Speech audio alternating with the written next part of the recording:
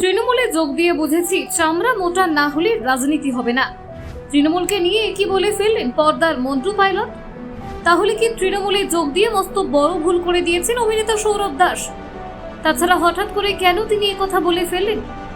তাহলে কি রাজনীতির খাতা থেকে এবার বরাবরের জন্য নিজের নাম কাটতে চলেছেন সৌরভ? এমন কি ঘটলো যার জেরে তিনি তৃণমূলকে নিয়ে এত বড় একটা বয়ান দিয়ে বসলেন? নেপথ্যে কোন অজানা কারণ রয়েছে? দেখুন, অভিনয় জগতে নিজস্ব এক ছাপ রেখে চলেছেন সৌরভ দাস। ছোট পর্দা থেকে ওয়েব সিরিজ, বড় পর্দা থেকে মঞ্চ, সর্বত্রই তার সাবলীল উপস্থিতি দর্শকদের মনে দাগ কেটে গিয়েছে বহুবার। সম্প্রতি আনন্দবাজার পত্রিকাকে দেওয়া এক সাক্ষাৎকারে সৌরভ খোলামেলা আলোচনা করেছেন তার অভিনয় জীবন, রাজনীতি, ব্যক্তিগত সম্পর্ক এবং ভবিষ্যৎ পরিকল্পনা নিয়ে। সৌরভ জানিয়েছেন প্রায় 1.5 বছর ধরে তিনি কোনো ওয়েব সিরিজে কাজ করছেন না। এর পেছনে রয়েছে তার নিজস্ব চয়েস। আগে যেভাবে ওয়েব সিরিজে গল্পের গুরুত্ব থাকতো, সেই মেজাজ এখন আর তিনি খুঁজে পান না বলে জানিয়েছেন অভিনেতা। সৌরভের মতে এখনকার অধিকাংশ সিরিজের গল্প যেন শুধু সাহসী দৃশ্যের উপর নির্ভর করে, দর্শকের বুদ্ধিমত্তার দিকে আর মন দিচ্ছেন না নির্মাতারা। তাই তিনি আপাতত ওয়েব সিরিজ থেকে নিজেকে সরিয়ে নিয়েছেন। এর বদলে তিনি এখন পর্দায় কাজ করতে আগ্রহী, যেখানে চরিত্রের গভীরতা থাকে, অভিনয়ের সুযোগ থাকে। সৌরভ তার নতুন ছবি মৃগয়া নিয়ে খুবই আশাবাদী।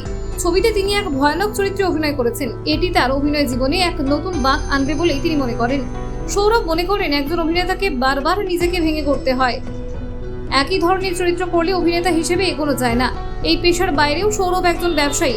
নিজের উদ্যোগে শুরু করেছেন ফ্যাশন ব্র্যান্ড ও অন্যান্য উদ্যোগ। তার মতে শুধু অভিনয়ের উপর নির্ভর করলে চলে না, জীবনে আর্থিক নিশ্চয়তা দরকার। সেই নিশ্চয়তা নিজের তৈরি ব্যবসার মাধ্যমে পাওয়া সম্ভব। অভিনেতার পরিচয় ছাড়াও তিনি একজন উদ্যোক্তা হিসেবে নিজেকে প্রতিষ্ঠা করতে চান। রাজনীতির প্রসঙ্গে সৌরভ একেবারে স্পষ্ট। একসময় তৃণমূল কংগ্রেসে যোগ দিয়েছিলেন তিনি, কিন্তু বর্তমানে রাজনীতি থেকে পুরোপুরি দূরে থাকতে চান।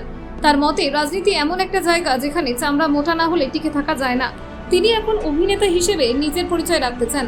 রাজনৈতিক ঝুঁকি নিয়ে আর আগ্রহী নন সৌরভ। ব্যক্তিগত জীবনের ক্ষেত্রেও সৌরভ যথেষ্টই পরিণত এবং দায়িত্বশীল। অভিনেত্রী দর্শনা বণিকের সঙ্গে তার সম্পর্ক অনেক দিনের। প্রেমের সম্পর্কে ভরসা এবং স্পেস, এই দুটি বিষয়কে গুরুত্ব দেন সৌরভ। তিনি বলেন একে অপরকে বোঝার এবং শ্রদ্ধা করার মধ্যেই রয়েছে ভালোবাসার মূল ভিত্তি। দর্শনার সঙ্গে তার সম্পর্ক অনেকটাই পরিণত, যেখানে পারস্পরিক আস্থা এবং সম্মানের জায়গা রয়েছে। মানসিক স্বাস্থ্যের ক্ষেত্রেও সৌরভ যথেষ্ট সচেতন। হতাশ, অবসাদ বা ক্লান্তি এসবকে জীবনের অংশ হিসেবে মেনে নেন তিনি। তার মতে এসব থেকে পালিয়ে না গিয়ে এগুলোর সঙ্গে মোকাবিলা করাই শ্রেয়। প্রয়োজনে কাছের মানুষদের সঙ্গে আলোচনা করতে দ্বিধা করেন না তিনি। সমাজের প্রতি দায়িত্ববোধ নিয়েও সৌরভ ভাবেন। তিনি চান ভবিষ্যতে যদি তার সামর্থ্য থাকে তবে বৃদ্ধাশ্রমের বৃদ্ধদের বাড়িতে ফিরিয়ে দেওয়ার মতো কাজ করবেন।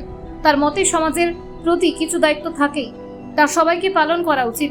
সৌরভ দাস আজ আর শুধু একজন অভিনেতা নন, তিনি একজন পরিপূর্ণ মানুষ যার জীবনে আছে বাস্তবতা, অনুভব, দায়িত্ব এবং স্বপ্ন।